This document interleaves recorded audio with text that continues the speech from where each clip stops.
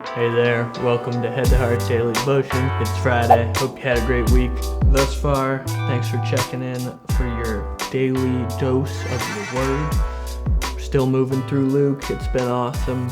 Jesus has been doing a ton of teaching in these last few sections, which is always great. And today we are continuing that. Jesus is teaching on sin, faith, and duty. And today's passage is Luke 17, 1-19. So grab that Bible, grab that journal, say that prayer to God, pause and pray. Sorry. It's okay. So Luke 17, verse 1-19 is what we're jumping into for today. So grab that Bible, journal, pause, and pray, and let's dive in. Jesus said to his disciples, "Things that cause people to stumble are bound to come, but woe to anyone through whom they come. It would be better for them to be thrown into the sea with a millstone tied around their neck than to cause one of these little ones to stumble, so watch yourselves." Don't be somebody who tempts others into sin. Jesus says that's a serious thing. Don't lead others down into sin, especially people who are innocent and don't even know. So that's kind of a big warning from Jesus. If your brother or sister sins against you, rebuke them. So that means tell them what they've done and correct them. And if they repent, forgive them. Even if they sin against you 7 times in a day and 7 times come back to you saying, "I repent," you must forgive them. So Jesus asks us to be forgiving people. Forgive as he has forgiven us. The apostle said to the Lord, "Increase our faith." He replied, "If you have faith as small as a mustard seed, you can say to this mulberry tree, 'Be uprooted and planted in the sea,' and it will obey you." So Jesus says the power of your faith is crazy, and it's just a small amount you need, because really God's the one with the power. You believe in him. Suppose one of you has a servant plowing or looking after the sheep. Will he say to the servant when he comes in from the field, "Come along now and sit down to eat"? Won't he rather say, "Prepare my supper, get yourself ready, and wait on me while I eat and drink. After that you may eat and drink"? Will he thank the servant because he did what he was told to do? So you also, when you have done everything you were told to do, should say, "We are unworthy servants, we have only done our duty."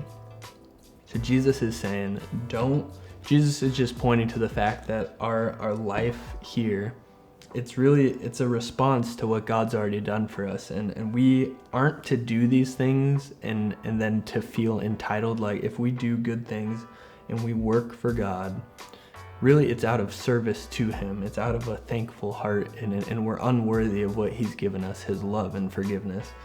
And so we should never ever be entitled in this relationship, expecting things.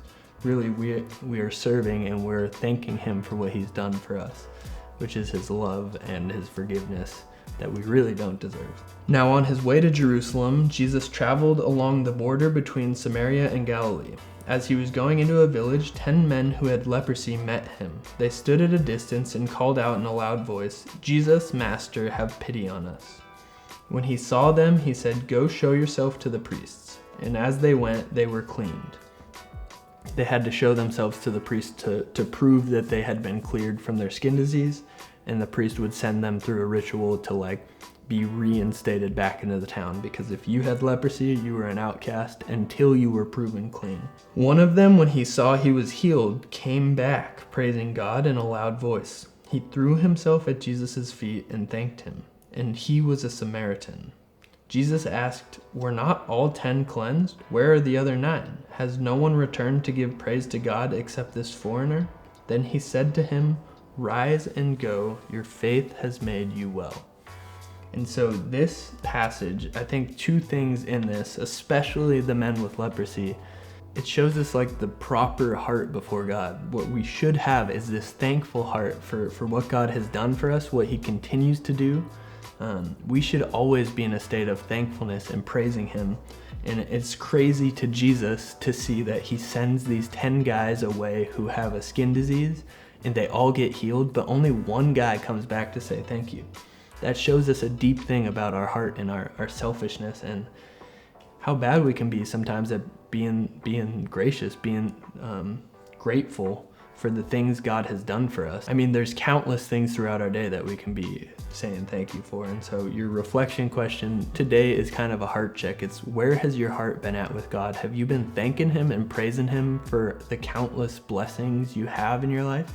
Even if you feel like things aren't going well, there's always something to be grateful for. Whether, you know, the fact that you have breath, the fact that you are watching this, the fact that you can hear and speak, those are things that God has given that we should be thankful for. So no matter what's going on in your life, there should always be an ability to be grateful. And so where's your heart been at with God? Has it been kind of an angry position at him? Has it been in a, like, you feel let down by him? Or are you choosing joy? Are you choosing to be thankful for the things he has given and not be focused on the things you wish he would give you? And your prayer point for today is a prayer of thanks. It's, God, thank you for this life you've given me. Thank you for putting me where you put me. Thank you for the people around me. God, help me to be grateful for these things. So pray that today and mean it, and think about this throughout your day. Think about, just as you interact, as you see things, as you have your possessions, thank God for the little things throughout your day, and you'll see your whole attitude change on God and on life, and it'll be awesome. So do that. Thanks for tuning in. Have a happy Friday. Have a joyful, thankful Friday. See you tomorrow for Saturday. Be checking in for that final secret word. Have a good one.